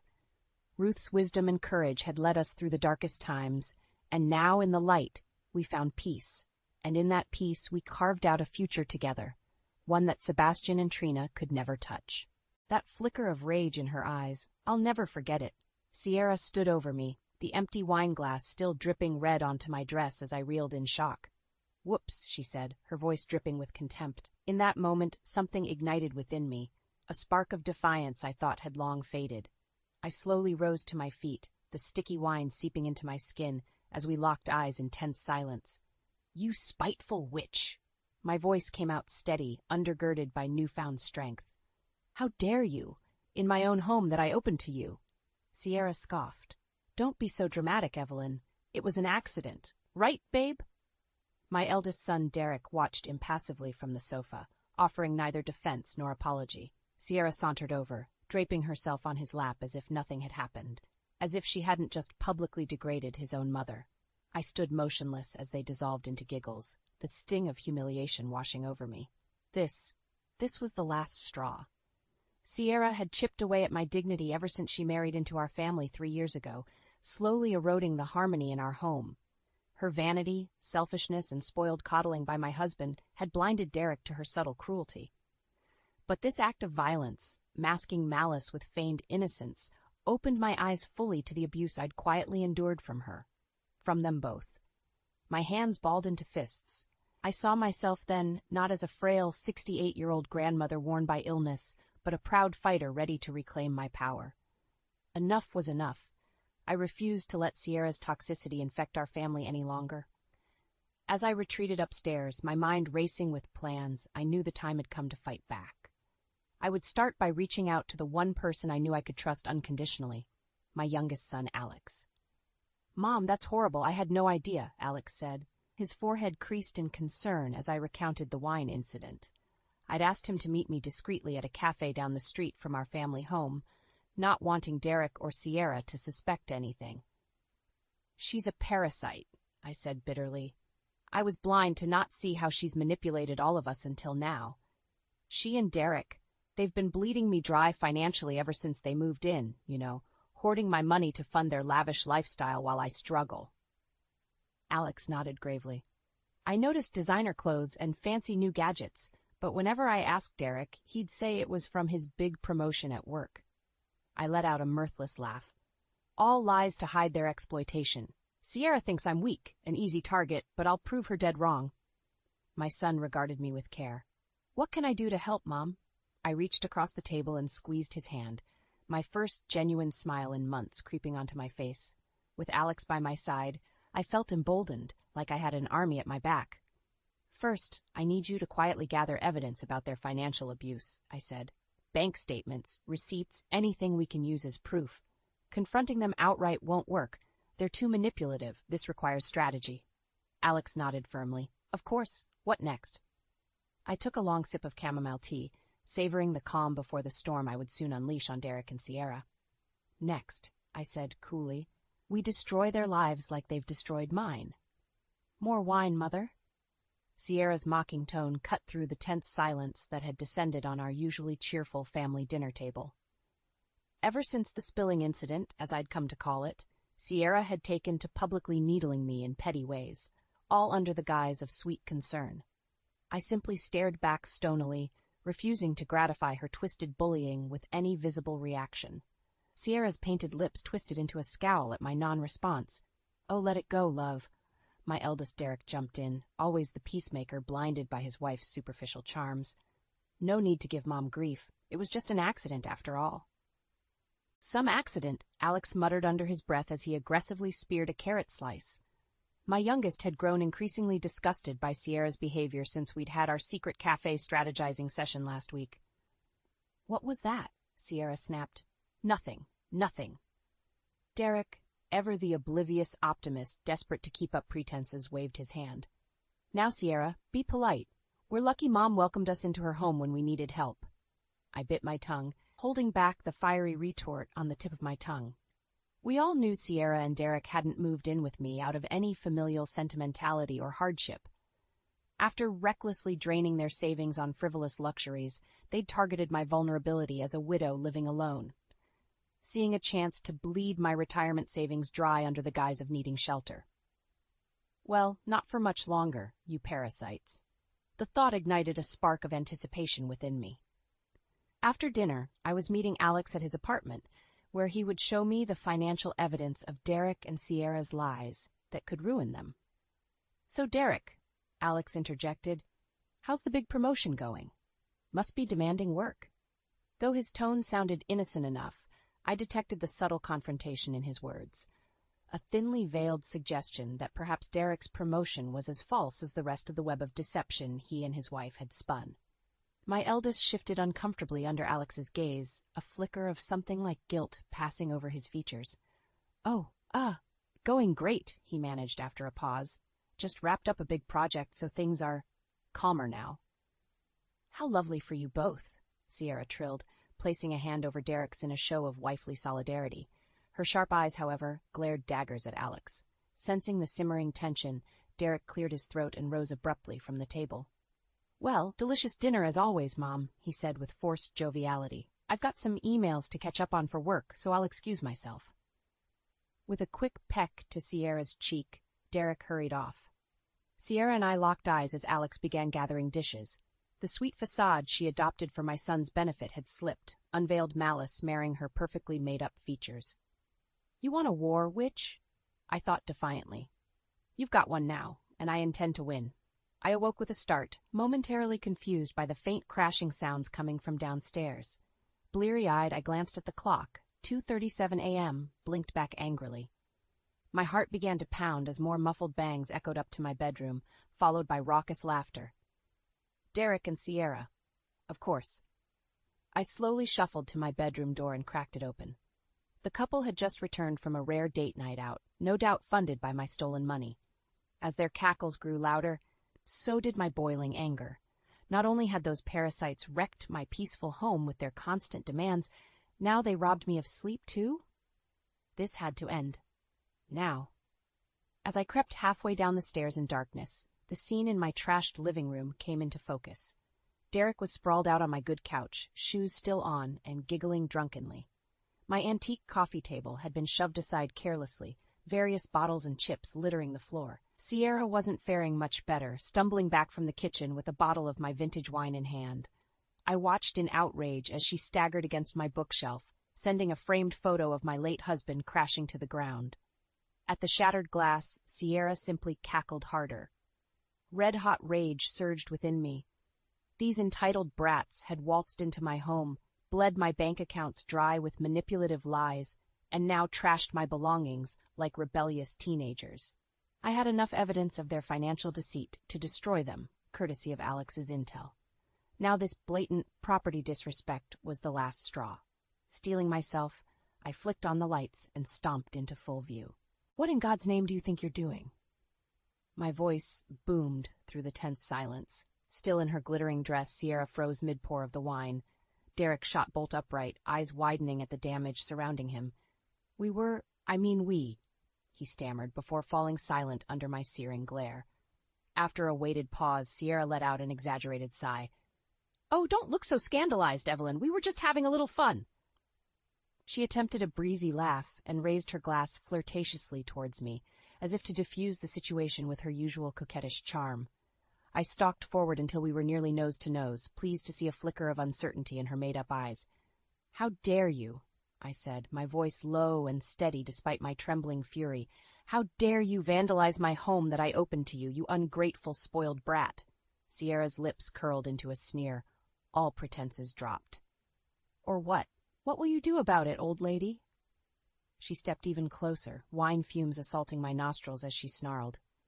Nothing, because you can't do a damn thing. You're weak and helpless, completely at our mercy, so why don't you scurry off back to bed like a good little old bitch? My palm cracked across her cheek before I even realized I'd swung my fist. The slap split the heavy silence like a gunshot. As Sierra let out a shriek of pain and outrage, clutching her face, I felt a rush of dark satisfaction. "Get out," I whispered. "Both of you, get your things and get the hell out of my house." Their destruction had gone too far. It was time for war. "You can't kick us out. This is Derek's family home, too." Sierra's shrill voice echoed through the foyer. I crossed my arms, unaffected by her hysterics. After tossing the drunken couple out last night, following Sierra's cruel barbs, I'd given them until noon today to pack their things and leave. Of course, she hadn't gone quietly. "Not anymore," I said coldly. "I've shown Alex all the proof of your lies and theft. My lawyer is filing an official eviction notice today." I saw Sierra's hazel eyes flare with anger, and perhaps panic, before she caught herself. When she spoke again, her voice dripped with false sweetness. "Evelyn, let's be reasonable," she purred, sliding up to grasp my hands in faux sincerity. "This is all a big misunderstanding. We would never want to intentionally hurt you." I ripped my hands from her grip. "Save it. The bank statements prove exactly where my missing retirement money has been going, straight into funding your lavish shopping sprees." Sierra opened her mouth to retaliate, but I held up a hand. "I don't want to hear any more lies. You have 2 hours before I call the police." As I turned on my heel, I felt the familiar flare of pain in my lower back from my spinal condition. The doctor said stress always aggravated it, and dealing with these toxic leeches in my home had pushed me past my limit. Gritting my teeth against the spasms, I reached for the bottle of prescription oxycodone to ease the torment. To my dismay, I found it empty. Strange, I just had it refilled. Before I could ponder further, Sierra barged into my bedroom unannounced. "Missing something?" she asked sweetly. Dread curdled my stomach at the sight of my pill bottle dangling from her manicured fingers. "I figured you didn't need these anymore, since you'll have so much peaceful relaxation without us here nagging you." I lunged forward, but Sierra anticipated me, cackling as she danced out of reach. To my horror, I watched as she stormed into my bathroom, our bathroom, and held the pills precariously over the toilet bowl. "No! Stop! I need those!" The rest of my plea died in my throat as she let them slip from her grasp into the swirling water with a splash. My heart dropped as months' worth of precious pain relief disappeared in seconds. "Whoopsie!" Sierra tilted her head, regarding me with mock concern through her thick, mascara-coated lashes. "Butterfingers. I'd fish them out, but... ew!" Momentarily speechless with rage, I stumbled past her towards my jewelry box on the counter. If she thought a little pain would stop me from banishing them, she was dead wrong. But when I opened the box, I found it empty. Now I knew why the scheming addict had trespassed uninvited into my private space. The sight of my most treasured pearls and heirlooms stolen and discarded pushed me over the brink.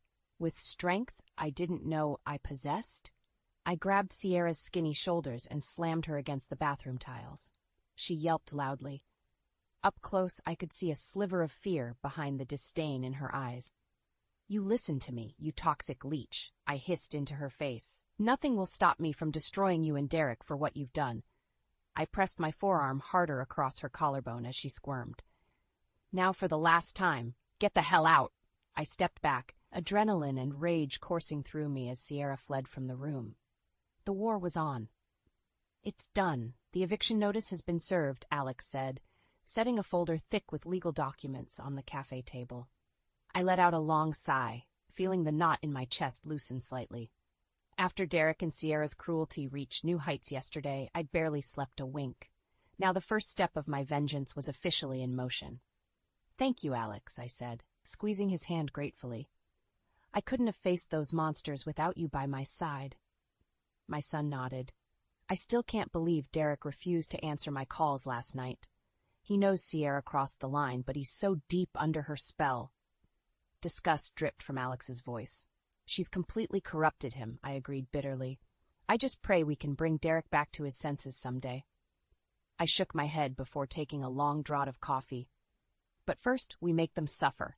Determination flashed in Alex's eyes. You said Sierra physically tormented you. We could report them for elder abuse. Not enough, I said coolly. After years pandering to those parasites' wishes, I wanted to hit them where it truly hurt, their beloved social status. An idea began percolating. We need to turn their fancy social circles against them, I continued. Publicly drag their reputations through the mud, share evidence of their lies for all to see.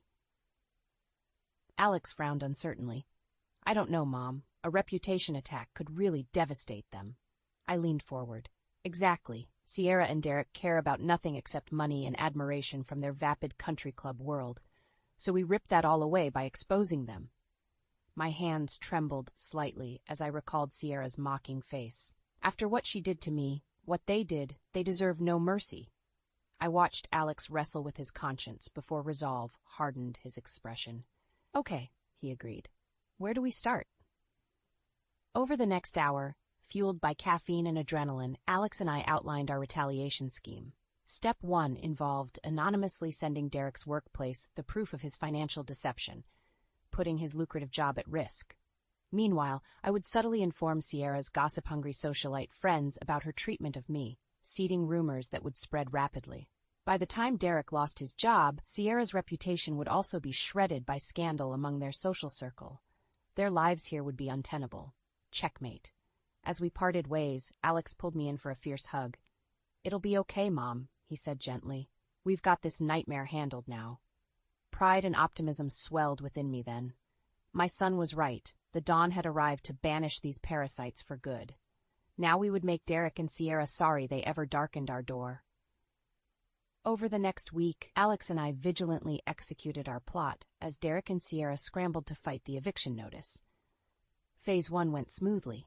Alex mailed reams of incriminating evidence against Derek to his bosses. Meanwhile, fueled with self-righteous fury, I dropped whispered gossip bombs among Sierra's acquaintances at social events I knew they'd attend. By the time they left each venue, tongues would already be wagging with scandal about Sierra's cruelty against a helpless old woman. Soon enough, Alex and I noted whispers dying down awkwardly as Sierra entered rooms. Eyes that were once warm with envy now glared with contempt. I even witnessed one ringleader of Sierra's clique publicly snub her at a ladies' luncheon. Watching Derek and Sierra's glittering facade slowly crack bolstered my energy. The parasites were getting a taste of long-overdue karma, and my vengeance hungered for more. Soon, the fatal blow would strike. Our scheme was unfolding perfectly. This was it. Phase 2 of my master vengeance plan went into motion today, destroying Derek's career and reputation just as he and his wicked wife have destroyed me these past bitter years. My hands trembled slightly as I carried the anonymous package into the mailroom of Derek's prestigious finance firm. Thanks to Alex's inside intel, I knew exactly when new mail deliveries arrived to ensure my parcel would land directly on the CEO's desk today. The thick manila envelope contained hard evidence of Derek's deceit. Phony promotion paperwork, emails showing him misusing company funds for personal gain. Once exposed to the light, Derek's house of lies would come crashing down spectacularly. After handing the sealed fate to the clerk, I retreated outside to meet Alex around the corner. As soon as I slid into the passenger seat, questions spilled from my son's mouth. It's done? They'll definitely see it? His eyes shone with anticipation. My lips curved into a smile. Without a doubt. I made sure to address it directly to the CEO and partners. I pictured my parasitic son squirming under his boss's scrutiny and felt a flare of dark satisfaction. Bullseye shot, Mom. Nice work, Alex grinned and reached over for a high five. As our palms slapped in camaraderie, I let out a breath I'd been holding for years since Sierra first darkened my door as Derek's vapid arm candy. Today marked the beginning of her downfall as well, and freedom for Alex and me. My phone buzzed with an update from my insider society lady, Magda. She confirmed catching Sierra drunk and belligerent at a country club luncheon today, throwing a spectacular tantrum for all the gossipy patrons to see when confronted about her treatment of me. I smirked, envisioning the scandalized faces of Seattle's most influential wives and matriarchs aghast at her audacity. Sierra's social death was all but guaranteed now. Alex and I decided to swing by a cafe near Derek's office to lay low for a few hours, not wanting to arouse suspicion by returning home too quickly. We passed the time eagerly dissecting potential scenarios, Derek being escorted out by security, Sierra's designer gal pals icing her out forever, their lavish leased cars repossessed within the month. I halfway listened as Alex prattled on about his new girlfriend and her plans to take me on a scenic mountain hiking trip. My gaze remained fixed out the window facing Derek's building, hungry for signs of implosion. Finally, just as the cafe owner flipped the open sign to closed, it happened. Derek emerged at a jog through the lobby's revolving doors. Tie loose, hair disheveled, face pale as a corpse. My breath caught as he frantically scanned the dark street before booking it towards his BMW. "Mom, look!" Alex's whispered voice barely penetrated my fixation. We both instinctively sunk lower in our seats as Derek's car roared out of the underground parking ramp and streaked by in the night. My hands, though liver-spotted with age, clenched into fists of unsated vengeance. Seeing Derek utterly unraveled after years of his soul-crushing deception tasted sweet, but like a perfectly seared steak, I hungered to fully savor the meal I'd cooked up. "One parasite down," I muttered under my breath. Alex touched my shoulder, solidarity passing between us. Now time to squash the queen bee. 1 week after Derek lost his executive job under the black cloud of scandal, Alex and I drank tea on my back patio, waiting for the other parasite shoe to drop. "Sierra missed her nail appointment yesterday," Alex said, "and salon gossip confirmed none of her circle invited her on Carol's annual Aspen trip this year." I nodded, blowing gently on my steaming cup. Bit by bit, Sierra's social bonds unraveled as my gossip campaign exposed her cruel ways. With Derek also in the doghouse, her golden perch atop Seattle's who's who started crumbling quickly. Now we anticipated the fatal blows to drive our revenge home. Right on cue, the patio door suddenly banged open. Sierra stomped out, mascara streaking her contorted face. I set my cup down, steeling my expression into cool indifference despite Sierra's histrionics. "Help me. I think my brakes were tampered with."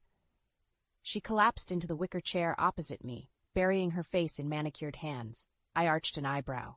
Car issues were just the newest calamity plaguing her in recent weeks. "Excellent. What makes you think that?" I asked lightly, keeping my tone free of genuine concern. Alex swiveled to monitor Sierra, a perfect accomplice keeping up normal appearances. Sierra lifted her head, hazel eyes burning with fury despite the smudged makeup. "This is all your fault. Ever since your stupid eviction scheme, my life has fallen apart." She swept out a hand dramatically. "My friends shun me. Derek can't find work. Now potentially deadly car attacks. I know you're targeting me." I took a slow, leisurely sip of tea before responding calmly. "You've always been overly dramatic, Sierra. Nonetheless, I wish you and Derek nothing but the best moving forward." "Oh, cut the fake sweetness, you hag." She snatched up an empty planter pot, and for a moment I thought she might try to attack me again. Instead, she hurled it against the cedar fence with a frustrated shriek. I didn't flinch as terracotta shards exploded across the pavers at my feet. "I'd appreciate you not destroying my patio furnishings." Sierra's chest heaved rapidly, weft eyes still flashing daggers at me. But despite the aggressive posturing, her face had a hollow, worn appearance now. The queen bee's protective social armor lay in tatters, exposing her pettiness nakedly for all to see. My schemes had achieved exactly that, and I watched her crack and crumble with growing satisfaction. Just then, Alex's phone buzzed loudly in the tense silence. His eyes blew wide at the caller ID image, and he angled the screen for me to see. A glamorous woman wrapped around a shirtless, muscular man. Clearly not Derek. Bold text across the image read, "Cheating Sierra strikes again." My lips curled triumphantly. Our insider spies had captured Sierra's latest infidelity bombshell, another crushing blow I'd orchestrated to her status. Sierra lunged, but Alex yanked the phone out of reach. "That's photoshopped. I never cheated." She attempted a breezy laugh, but it came out shrill and frantic. "Right, Evelyn? Tell him that's fake." I held Sierra's panicked gaze, watching her shredded dignity burn away, my vengeance nearly complete. Finally, I drew myself up slowly. "I think it's time for you two parasites to truly leave my home." My voice rang with quiet authority. Sierra gaped, speechless. As she stormed away and surrendered defeat, Alex and I toasted over fresh tea. The parasites were banished for good. I had reclaimed my power at last.